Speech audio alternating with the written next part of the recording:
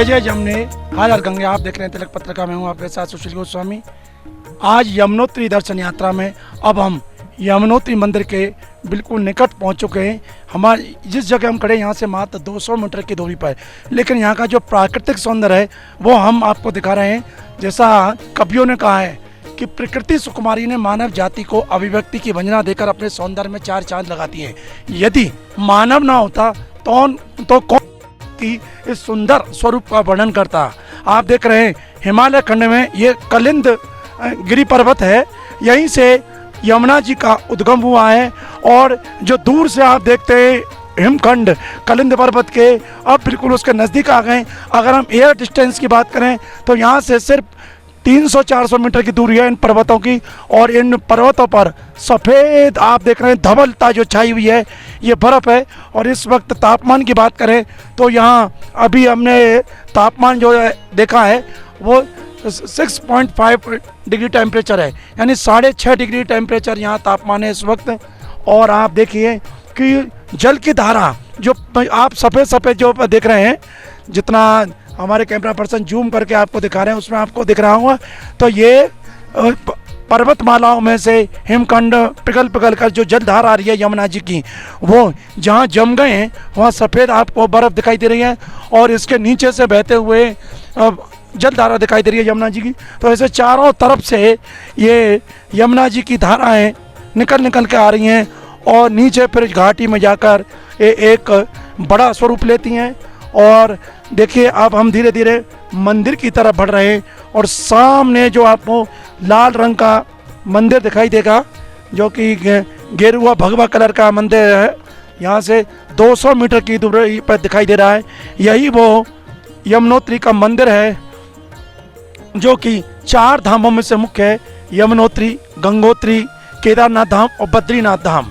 ये खरसाली है, खरसाली से 5 से 6 किलोमीटर की पैदल चढ़ाई चढ़ने के बाद, और हम यहाँ पैदल चढ़ाई चढ़ के इस जगह पर पहुँचे और आपको अब हम ले जा रहे हैं उसी मंदिर के पास। उस मंदिर की जो दिव्यता, भव्यता और जो महत्व है, जो मान्यता है, जिसके पीछे लाखों लोग अब आने वाली 10 तारीख से 4 धाम की जो यात्रा शुरू होगी, 10 मई से यहाँ लाखों लोग आएंगे और यमुनोत्री के माँ यमुना के दर्शन कर पुण्य प्राप्त करेंगे। तो तिलक पत्रिका के माध्यम से जो लोग यहाँ अब तक नहीं आए हैं या नहीं आ सकते हैं, उनको आज हम यहाँ के दर्शन करा रहे हैं। अब तक तमाम आपने दर्शन किए होंगे टीवी चैनलों के माध्यम से, लेकिन ऐसे दुर्गम और गुप्त जगहों के जाकर हम उनको नज़दीक से जो दर्शन दिखा रहे हैं। आप देखिए सामने ये जो हिमखंड दिखाई दे रहे हैं और ये यमुना जी के अलग अलग छोटी छोटी धाराएं जो बहकर आ रही हैं। यहाँ के जो तीर्थ पुरोहित है, आइए वो हमारे साथ हैं, उनसे हम जानेंगे यहाँ के बारे में, कुछ वो वर्णन बताएंगे। आइए हमारे साथ। देखिए ये जो खरसाली है जगह, वहाँ आप निवास करते हैं और माँ यमुनोत्री का जो मंदिर है वहाँ के सेवायत पुजारी हैं, यहाँ के तीर्थ पुरोहित हैं, यहाँ के पंडा हैं। आइए उनसे जानें और वो बताएंगे यहाँ पे क्या क्या विशेष है। आपका शुभ नाम? पंडित प्रकाश चंद्र उनियाल, यमुनोत्री धाम। ये जो है यहाँ पे माँ यमुना जी का मेन मंदिर है और ये यहाँ से गरुड़ गंगा बह रही है। और ये यमुना जी की कलिंद पर्वत से, कहते हैं कलिंद गिरि मस्तके पतदमंद पूरु ज्वला, माँ यमुना जो है कलिंद पर्वत से निकलती है। तो जैसे कि गंगोत्री में गौमुख है, वैसे यहाँ पे यमुना मुख है, जिसको कि मैं अभी यमुनोत्री धाम में चल के दिखाऊंगा, दर्शन करवाऊंगा अभी आपको। तो वहाँ पे बैठ के जमदग्नि, परशुराम के जो पिताजी थे जमदग्नि नाम के ऋषि, उन्होंने उस स्थान पे बैठ के तपस्या करी है। तो तपस्या करके जो है माँ यमुना ने जो फिर उसी स्थान पे बैठ के माँ यमुना ने अपने पिता सूर्य भगवान की उपासना करी है।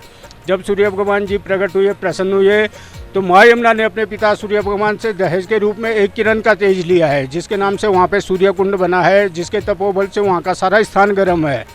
वहाँ पे सूर्य कुंड बना है और कहते हैं उसको तप्त कुंड भी कहते हैं। हाँ, तप्त कुंड भी कहते हैं। तप्त कुंड अलग से बने हैं नहाने के लिए, और वो सूर्य कुंड है, उसको सूर्य कुंड कहते हैं। वो सूर्य भगवान ने अपने लड़की को दहेज के रूप में एक किरण का तेज एक किरण से वो वहाँ का, हाँ जी, वो तप्त कुंड है। तो वहाँ पे बैठ के कहते हैं यमुनाया पूर्व भागेशु सूर्य कुंडम मिति स्मृतम, यह तत्र दिव्य शिला, उसको दिव्य शिला भी कहते हैं और मुखारबिंद भी बोलते हैं। यह तत् दिव्य शिला नाम स्पर्शान मुक्तिदायिनी कलो धर्म विनाया पूजा कुर्वन्ति मानव। जो कलयुग का मनुष्य उस स्थान पर बैठ के पूजन अर्चन करेगा, उसके स्पर्श मात्र से उसको यमलोक की मुक्ति से सूर्यलोक की प्राप्ति होगी। क्योंकि माँ यमुना सूर्य भगवान की पुत्री है, यमराज और शनि महाराज की बहन है। तो इनकी दो माताएं थी, संज्ञा और छाया। छाया से हुई है शनि महाराज जी और संज्ञा से हुई है यम और यमुना जी। हाँ जी।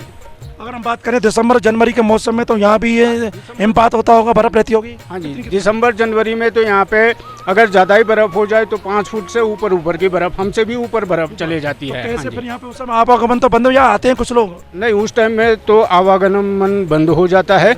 फिर जैसे थोड़ा बर्फ़ कम रह जाती है फिर आना जाना लगा रहता है लोग। बर्फ पर ये चलने की परमिशन होती है? हाँ जी, आ सकते हैं, लेकिन बर्फ़ ज़्यादा नहीं होनी चाहिए। थोड़ा बर्फ़ में तो हाँ जी खतरा है। ज़्यादा पे खतरा है, थोड़ी बर्फ पे चल सकते हैं। थोड़ी बर्फ़ पे तो चल सकते हैं। हम लोग आते रहते हैं, बर्फ़ के टाइम में भी यहाँ पे आते रहते हैं। हाँ जी।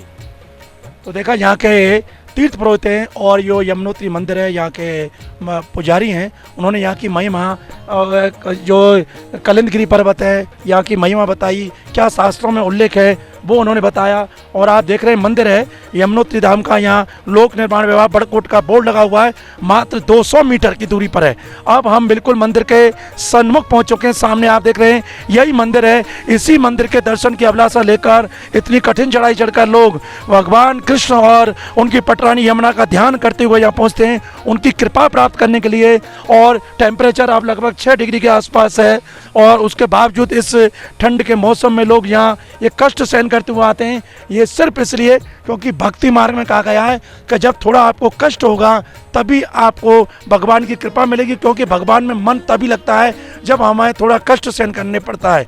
तो उन्हीं कष्टों को सहन करते हुए भक्त यहाँ आते हैं, क्योंकि माता कुंती ने भी भगवान से यही मांगा कि प्रभु हे केशव आप हमें कष्ट दीजिए।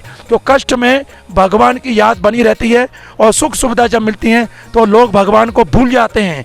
तो इसलिए ये दुर्गम जगह पर माँ यमुनोत्री का पवित्र मंदिर है और उस मंदिर के पास अब हम पहुंचकर आपको वहाँ के दर्शन कराएंगे और आप भी तिलक पत्रिका के माध्यम से आनंद लेंगे इस उत्तराखंड देवभूमि के 4 धाम की यात्रा के प्रथम तीर्थ यमुनोत्री के दर्शन। तिलक पत्रिका के लिए यमुनोत्री से साथी कैमरा पर्सन रिंकू वर्मा के साथ मैं सुशील गोस्वामी।